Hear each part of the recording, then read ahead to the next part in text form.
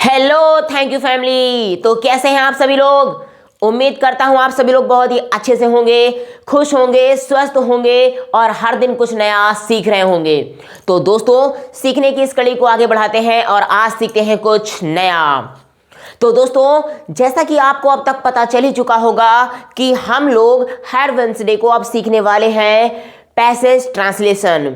ये सीरीज उन बच्चों के लिए स्टार्ट की गई है जिन बच्चों को हिंदी से इंग्लिश में दिए गए पैसेज को ट्रांसलेट करना कठिन होता है, थोड़ा सा मुश्किल लगता है। तो दोस्तों, अब आपको डरने की कोई जरूरत नहीं है, क्योंकि हम सब अब मिल करके सीखने वाले हैं इंग्लिश की पैसेज ट्रांसलेशन की सीरीज को। अगर अभी तक आपने चैनल को सब्सक्राइब नहीं किया है तो प्लीज चैनल को सब्सक्राइब कर लीजिए और साथ ही साथ बेल आइकन को हिट कर लीजिए, ताकि कोई भी नई अपडेट लेकर के आता हूं तो आपको वो टाइम पर मिल जाया करे।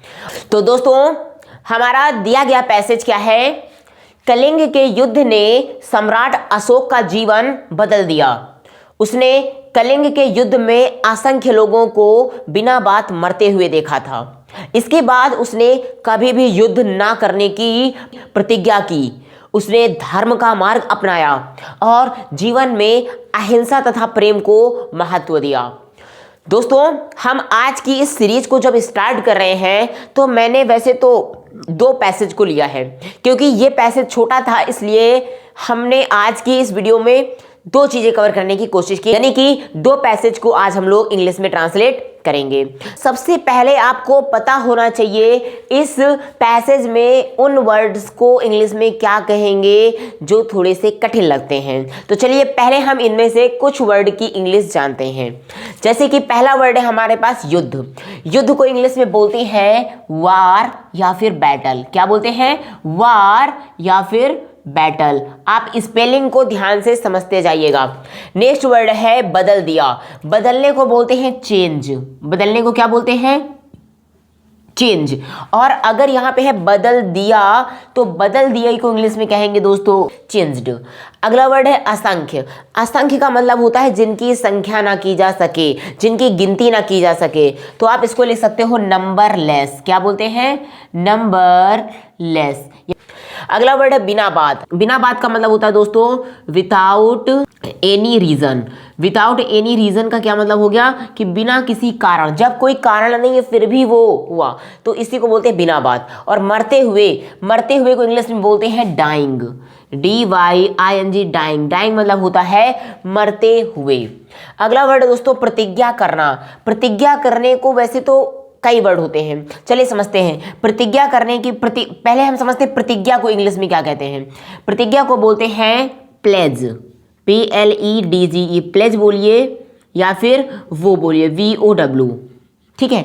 अब आप इसमें क्या करेंगे दोस्तों, लेकिन जब प्लेज और वो का हम यूज करेंगे तो ये एज अ नाउन यूज होंगे, इसलिए प्रतिज्ञा करने के लिए हम लोग एक वर्ब यूज करते हैं जिसका नाम होता है टेक।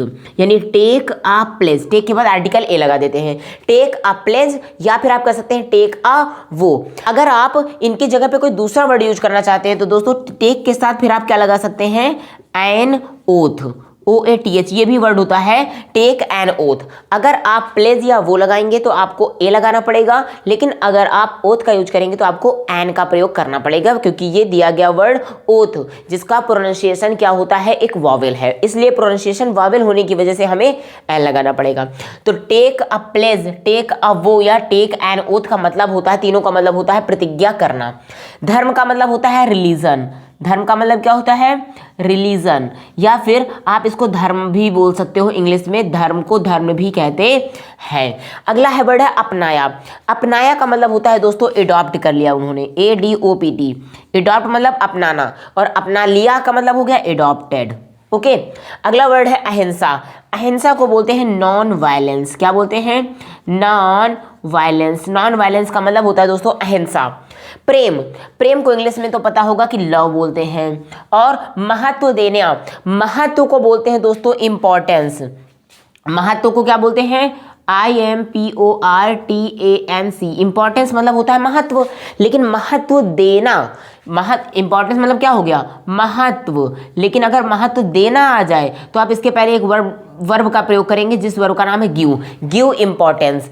ये हो गए इंग्लिश के वर्ड। अगर इनमें से कुछ वर्ड आपको नहीं पता थे तो सबसे पहले आप काम करिएगा, इनको नोट कर लीजिएगा। मैंने सिर्फ इंग्लिश लिखा है, हिंदी में आपका सीरियल से ये लिखे हुए।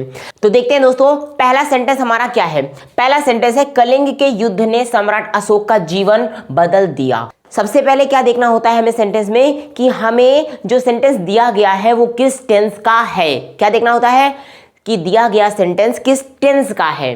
तो यहां पे आप देखिए, बदल दिया, यानी कि ये कौन सा टेंस हो गया, पास्ट इंडेफिनिट टेंस। और आपको पता है पास्ट इंडेफिनिट टेंस का स्ट्रक्चर क्या होता है, सब्जेक्ट प्लस सब्जेक्ट के साथ क्या लगता है, second form of the main verb, second form of the main verb. फिर इसके बाद लगता है ऑब्जेक्ट। और अगर हमको कुछ बाकी भी वर्ड दिए गए हैं जिनको हम लोग रेस्ट वर्ड भी कह सकते हैं, तो ये लगा करके आपको लास्ट में फुल स्टॉप का यूज करना है। ये तो हो गया स्ट्रक्चर जिस आधार पे हम बनाएंगे। अब बस आपको इसी स्ट्रक्चर पे इसको रख देना है। सबसे पहले हमें ढूंढना होगा सब्जेक्ट। तो सब्जेक्ट इसमें क्या है, सब्जेक्ट कौन है, देखिए, किसने जीवन बदल दिया, किसने जीवन बदला और किसका बदला। तो देखो, जिसने बदला है, किसने जीवन बदला है, वो हो गया सब्जेक्ट, और जिसका जीवन बदला गया है वो हो गया ऑब्जेक्ट। फिर से समझिए, यहां पे सब्जेक्ट कौन है, कलिंग का युद्ध, कलिंग का जो युद्ध है उसने जीवन बदला है। आप पहचान कैसे करोगे कर्ता की, आपने हिंदी में पढ़ा होगा कारक, जिनमें आपने एक चीज ये भी पढ़ी होगी, कर्ता ने कर्म को, ऐसा कुछ था ना। तो कर्ता के बाद ने आ गया, एक आसान सा समझने के लिए ये भी हो गया कारक चिन्ह। ये तो ये होते हैं कारक चिन्ह। तो कर्ता के बाद इसमें ने आ गया कि नहीं, कलिंग के युद्ध ने आ गया, मतलब ये हो गया कर्ता। कर्ता बोलते हैं सब्जेक्ट को, ये मिल गया हमको सब्जेक्ट। तो सिंपल हो गया, सब्जेक्ट क्या हो गया, कलिंग का युद्ध। किसका जीवन बदल दिया, यानी किसको बदल दिया, को आया, किसको बदल दिया, सम्राट अशोक को। तो सम्राट अशोक कौन हो गए, कर्म, कर्म मतलब ऑब्जेक्ट। क्या आपको ये बात समझ में आ गई? अगर ये बात क्लियर हो गई तो आप चलिए देखते हैं। तो कलिंग के युद्ध ने सम्राट अशोक का जीवन बदल दिया, तो सब्जेक्ट हो गया कलिंग का युद्ध। तो कलिंग का युद्ध क्या होता है, द बैटल। आप चाहे बैटल लगाइए या वार लगाइए, the battle of Kalinga, the battle of Kalinga. Battle of Kalinga हो गया सब्जेक्ट। इसने क्या किया, बदल दिया। अब सब्जेक्ट के बाद हमें लगाना है second form of the verb. बदलने को क्या बोलते हैं, चेंज। तो चेंज का यहां पे क्या हो जाएगा, चेंज्ड। चेंज्ड, किसको चेंज कर दिया, ऑब्जेक्ट। ऑब्जेक्ट कौन है, यहां पे ऑब्जेक्ट है सम्राट अशोक का जीवन बदला ना। Changed the life, changed the life of, किसका जीवन बदला है, सम्राट अशोक का। तो सम्राट अशोक को बोलेंगे, सम्राट को बोलते हैं एम्परर। क्या बोलते हैं, एम्परर, EMPEROR, EMPEROR एम्परर। और अशोक को हम लिख सकते हैं अशोका, फुल स्टॉप। ये लीजिए, एक सेंटेंस आपका बन के रेडी हो गया। क्या हो गया sentence, the battle of Kalinga changed the life of emperor Ashoka. Kalinga के युद्ध ने सम्राट अशोक का जीवन बदल दिया। उसने कलिंग के युद्ध में असंख्य लोगों को बिना बात मरते हुए देखा था, देखा था। अब ये कौन सा टेंस हो गया, पास्ट परफेक्ट टेंस। कैसा टेंस हो गया, पास्ट परफेक्ट टेंस। तो यहां पे चलिए इसका स्ट्रक्चर स्टार्ट करते हैं। उसने, यहां पे उसने किसकी बात हो रही है, सम्राट अशोक की, ठीक है। तो यहां पे कर्ता कौन हो गए, तो हम बार बार सब्जेक्ट का नाम नहीं लिखेंगे, इसलिए हम उसकी जगह पे प्रोनाउन का यूज करते हैं। यानी हमारे पास प्रोनाउन क्या है, ही हैड सीन, क्योंकि पास्ट परफेक्ट की हेल्पिंग वर्ब क्या होती है, हैड। और हैड के बाद क्या होता है, वर्ब की थर्ड फॉर्म यूज होती है। तो ही हैड सीन, उसने देखा था। किनको देखा था, उसने लोगों को, असंख्य लोगों को मरते हुए देखा था। तो he had seen numberless people. किनको देखा था, ऑब्जेक्ट, वर्ब के बाद ऑब्जेक्ट लगाते हैं। तो numberless, he had seen numberless people.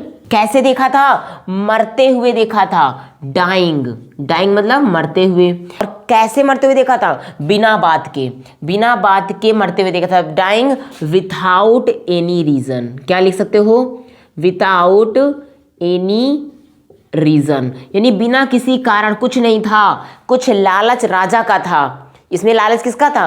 राजा। एक राजा का लालच सिर्फ राजा को लेके नहीं डूबता, एक राजा का लालच राज्य के सभी लोगों को, सभी नागरिकों को, सभी सैनिकों को, पूरी सत्ता को लेके डूब जाता है। इसलिए लालच करना बुरी बात है, और विशेष तौर पे जितने भी सत्ताधारी हैं, जो राजा है, उनको तो लालच करना ही नहीं चाहिए, क्योंकि राजा का लालच एक इंसान का पतन नहीं, संपूर्ण राज्य का पतन होता है। इसलिए राजा को लालची बिल्कुल नहीं होना चाहिए। चलिए आगे देखते हैं। तो यहाँ पे जिन लोगों की मौत हुई वो कौन थे? वो और कोई नहीं था, वहां के नागरिक थे, वहां के सैनिक थे। और सैनिक बेचारे क्या, कुछ चंद पैसों की खातिर, थोड़े से वेतन की खातिर राजा के साथ लड़ाई में भाग ले लेते थे, तो इसलिए होता था। तो he had seen numberless people dying without any reason, कि बिना किसी बात के मरते हुए देखा था। कहाँ मरते हुए देखा था? कलिंग के युद्ध में, इन द, देखो युद्ध में, in the battle of Kalinga, Kalinga के युद्ध में बिना बात के मरते हुए देखा था। अगला था, इसके बाद उसने कभी भी युद्ध ना करने की प्रतिज्ञा की। किसने? सम्राट अशोक ने। ठीक है, तो इसके बाद यानी आफ्टर दिस, आफ्टर दिस, इसके बाद क्या हुआ? कॉमा लगा दीजिए।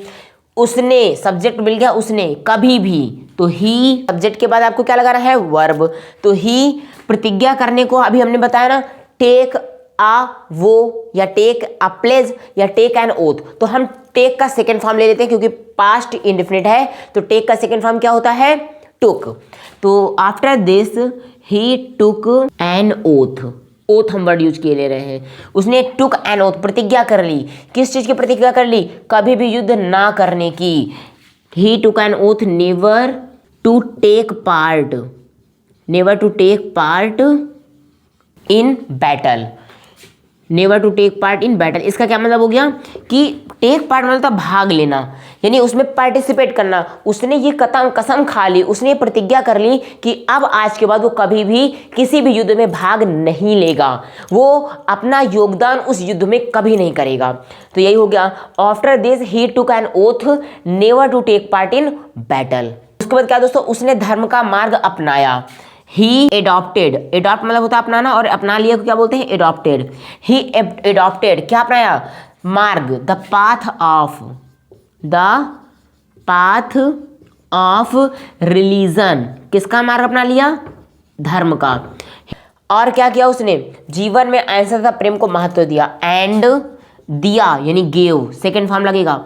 एंड गेव, तो क्या दिया? महत्व दिया। गेव इंपॉर्टेंस, IMPORTANC,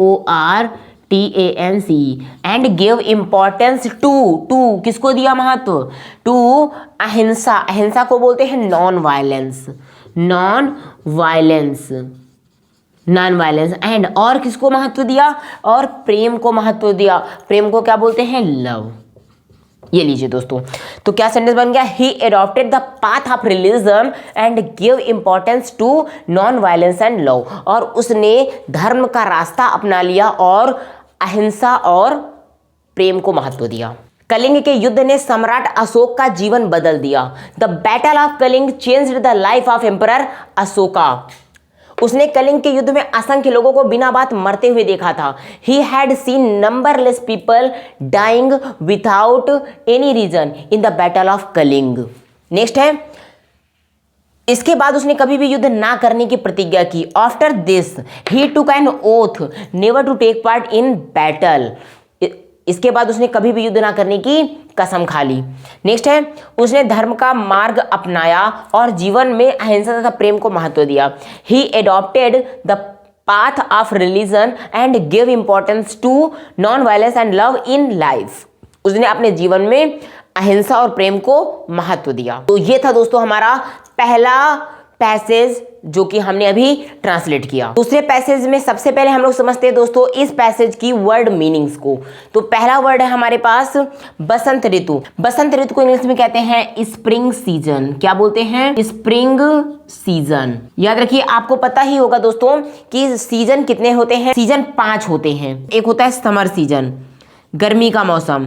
दूसरा होता है विंटर सीजन यानी कि जाड़े का मौसम। तीसरा होता है रेनी सीजन यानी बारिश का मौसम। और चौथा होता है ऑटम सीजन यानी पतझड़ का मौसम। इस मौसम में पेड़ों से पत्ते गिरने लगते हैं। और लास्ट होता है स्प्रिंग सीजन यानी जिसको हम लोग बसंत का मौसम बोलते हैं। लोगों को सबसे ज्यादा प्यारा मौसम यही लगता है, स्प्रिंग सीजन। तो स्प्रिंग सीजन का मतलब हो गया बसंत ऋतु। सुहावना, सुहावना को बोलते हैं प्लीजेंट, PLEASANT, प्लीजेंट, सुहावना। ना अधिक गर्मी ना अधिक सर्दी। जरा समझिए, जब कभी दो ऑप्शन आ जाए कि ना तो ये ना तो वो, तो वहां पे आप एक कंजंक्शन का यूज करते हैं जिसको बोलते हैं नाइदर, NEITHER। नाइदर क्या है? अधिक गर्मी। Neither much hot, neither much hot मतलब ना अधिक गर्मी। और ना के लिए हमने नाइदर का यूज कर लिया। अब दोबारा ना के लिए नाइदर यूज नहीं करेंगे दोस्तों, क्योंकि एक रूल होता है कि जब नाइदर लग गया है तो आपको बाद में नाइदर जहां लगा हो तो आपको नॉर वर्ड का यूज करना पड़ेगा। क्या यूज करना पड़ेगा? नॉर।